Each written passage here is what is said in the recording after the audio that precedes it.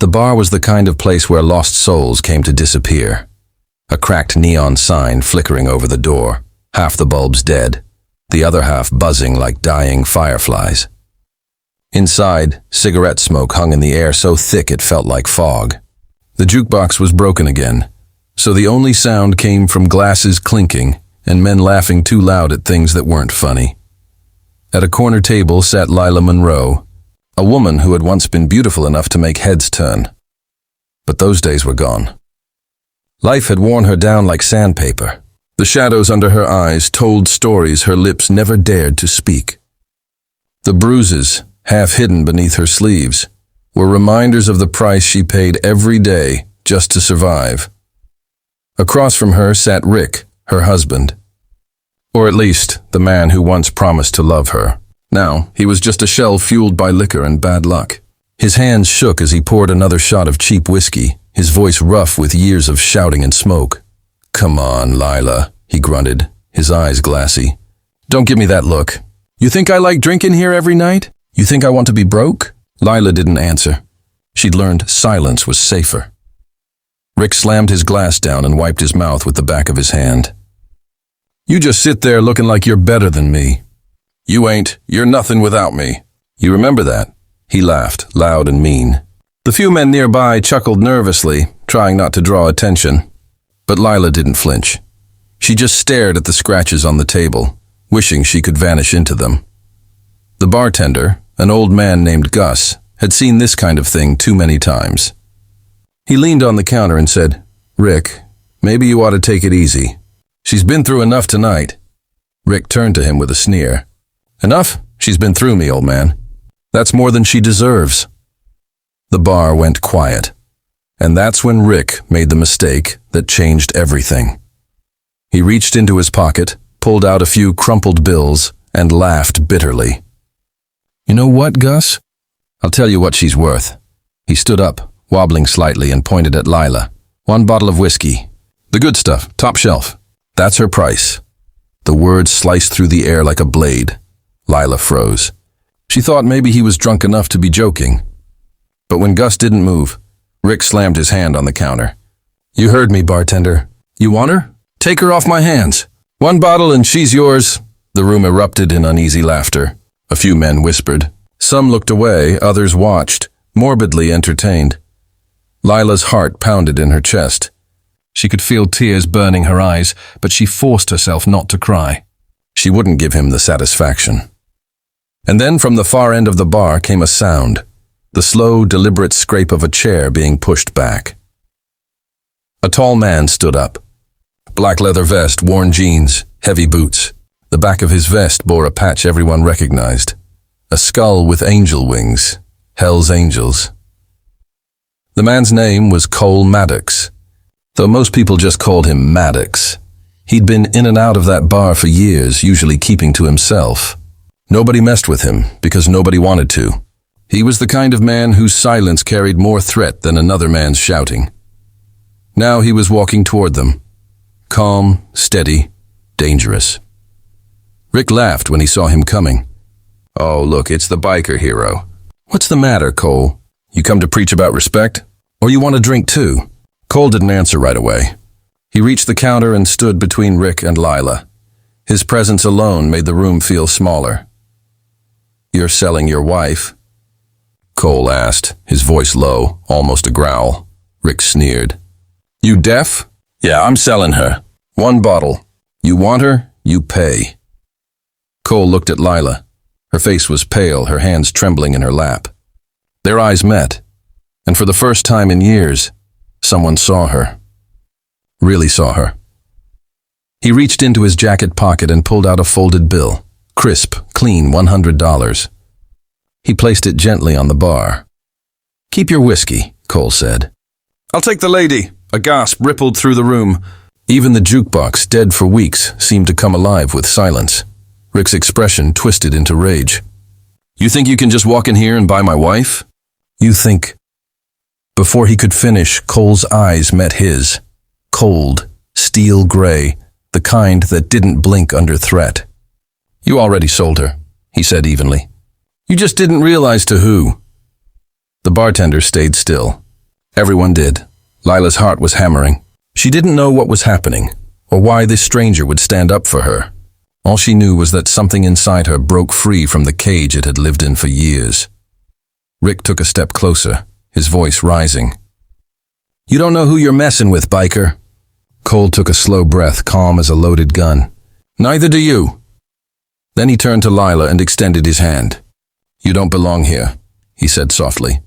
And for reasons she couldn't explain, maybe out of fear, maybe out of faith, she took it. Gasps filled the room as she stood up. Rick lunged forward, but Gus grabbed his arm. "Let her go, Rick," the old man said quietly. "You've done enough." Cole led Lila to the door. The night air hit her face like a baptism, cold, clean, real. Behind them, Rick shouted, "You'll regret this, biker. You hear me?" Cole paused at the doorway, half-turned, and said just one line. "No," he murmured. "You will." He started his Harley, the engine growling to life. Lila hesitated for a moment before climbing on behind him. She didn't even know where they were going, only that anywhere was better than back there. As they roared off into the desert night, wind whipping through her hair, she held onto his jacket. It felt like holding onto safety. For the first time in years, she wasn't being dragged. She was moving forward. The neon lights of the bar faded into the distance, replaced by the endless horizon. She didn't know who Cole Maddox really was, or what his intentions might be. But something in his quiet strength made her believe, maybe, just maybe, she had been saved. Yet as the desert stretched before them, one truth echoed in her chest. Freedom always comes with a price. The sun was rising when Lila finally opened her eyes. For a moment, she didn't know where she was, only that it was quiet. No yelling, no bottles breaking, no sound of fists hitting walls, just the soft hum of morning. She was lying on a worn leather couch, a blanket over her shoulders. Through the small window, she could see pine trees swaying in the mountain wind. It took a few seconds before her memory returned. The bar, Rick, the deal, and the man in the leather vest. Cole. The cabin around her was small but neat. A fire burned low in the stone fireplace, the air smelling faintly of coffee and motor oil. On the kitchen counter, a tin mug waited for her, steam rising from it. Cole was outside, working on a motorcycle, his back turned. His movements were slow, steady, practiced. The tattoos across his arms looked like stories written in ink. Stories he didn't plan to tell. Lila wrapped the blanket tighter and stepped out onto the porch. "You brought me here," she said quietly. Cole didn't look up. "You were freezing. Couldn't leave you out there." She hesitated.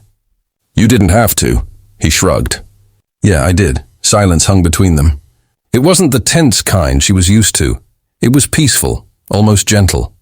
She didn't know what to do with that kind of quiet. Cole wiped his hands with a rag and finally turned to face her. "You hungry?" Lila nodded slowly. Inside, he handed her a plate of eggs and toast. Simple, but it felt like the first real meal she'd had in weeks. She ate slowly, trying not to look like someone who hadn't been fed properly in a long time. Cole leaned against the counter, watching her with unreadable eyes. "You got family somewhere?" he asked. She shook her head. "Not anymore. Friends?" "No." He nodded once, like he expected that answer. "You're safe here," he said finally. "You can stay as long as you need.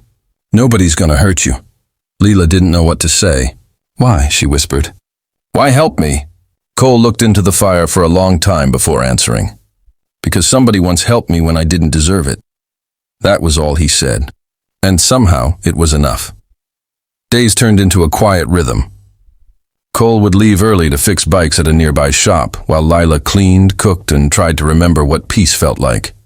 She'd sit on the porch in the evenings, watching the sunset spill across the hills, and for the first time in years, she didn't feel trapped. But the world she'd escaped wasn't done with her yet. It started with the sound of tires on gravel. Late one evening, as Cole worked under the hood of his bike, headlights appeared down the long dirt road. The rumble of a pickup truck echoed through the valley. Lila froze. Her stomach turned cold. She didn't need to see who it was. She knew. Rick. The truck screeched to a stop in front of the cabin. Rick stumbled out, half drunk, half crazed, a pistol tucked into his waistband. Two of his drinking buddies followed, grinning like hyenas. Cole stood slowly, wiping his hands on a rag, calm as ever. "Where is she?" Rick barked, scanning the porch. "Where's my wife?" Lila stepped out from behind the door. "I'm not your wife anymore, Rick." Rick's face twisted into something between rage and disbelief. "You think you can just walk out on me? You think you can run off with some biker trash?" Cole took one step forward. "You should leave." Rick laughed. "Or what, you gonna hit me? You gonna sick your gang on me?" He waved the pistol around, the metal glinting in the porch light. "You forget, I own her." Cole's eyes narrowed. His voice was quiet but sharp enough to cut steel.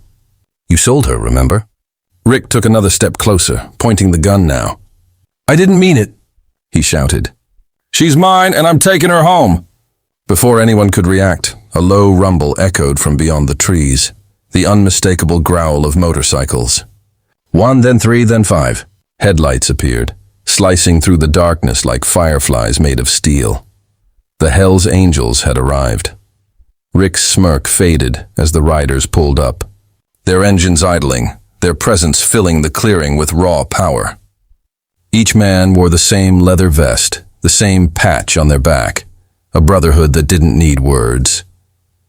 Cole didn't even glance back. He just said, "You made a mistake coming here." One of the bikers, a big man named Tanner, stepped forward. "That him?" he asked. Cole nodded once. "Yeah." Tanner turned his gaze on Rick. "You know what we do to men who try to hurt women?" Rick tried to keep his voice steady. You don't scare me," but his hand was shaking. The gun wavered. Cole took a step forward, his voice low and controlled. "Put the gun down." Rick's finger twitched on the trigger. "She's mine." Cole didn't hesitate. In a flash, he lunged forward, knocking Rick's wrist aside. The gun went off, the shot echoing through the mountains, but it hit nothing. Cole's fist connected with Rick's jaw, sending him sprawling into the dirt. Before his friends could move, Tanner and the others stepped in. "Don't even think about it," Tanner growled, cracking his knuckles. Rick groaned on the ground, clutching his face. His eyes burned with hatred, but behind that, there was fear, the kind a man feels when he realizes he's not in control anymore. Cole crouched down beside him. "You're done," he said quietly. "You come near her again and you won't walk away." Rick spat blood, glaring up at him. "You can't keep her forever." Cole stood. "I don't have to. She can keep herself now." Tanner kicked Rick's gun into the dirt. "Get him out of here," he said to the others, "before he does something even dumber." As the trucks rumbled away, the roar of engines faded back into silence. The night was calm again, except for the sound of Lila's breathing. She was standing on the porch, tears streaking her face, not from fear, but from something she hadn't felt in years. Relief. Cole walked up to her. "You okay?" She nodded slowly, though her voice shook. "He's really gone, isn't he?" Cole looked out at the dark road. "Yeah, he's gone." Lila took a deep breath and looked up at the stars. "I don't know how to thank you."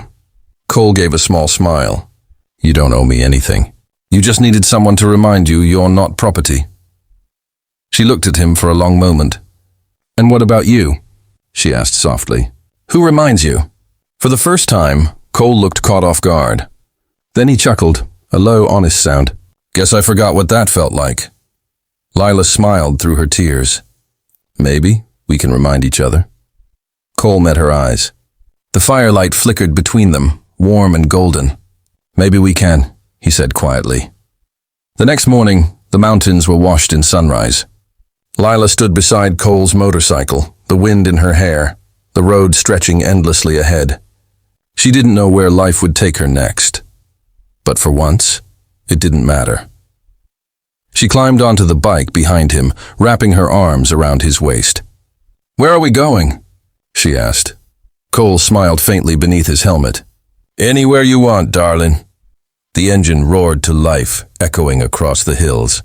As they rode into the horizon, the wind carried her laughter, light, free, unbroken, because that night in a dusty bar, when her husband tried to sell her for a bottle of whiskey, she didn't just find freedom.